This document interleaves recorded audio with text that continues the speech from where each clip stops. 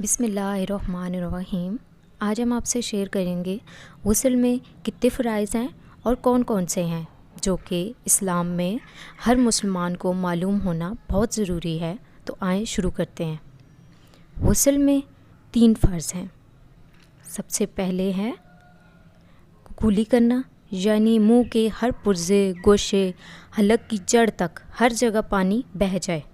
Number 2 ہے ناک میں پانی ڈالنا، یعنی ناک کے دونوں نتنوں میں جہاں تک نرم جگہ ہے سخت ہڈی تک دھونا۔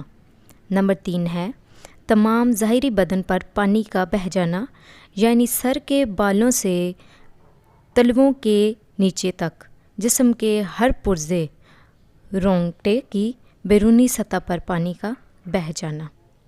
مزید معلومات حاصل کرنے کے لیے میرے چینل کو سبسکرائب کریں۔ شکریہ۔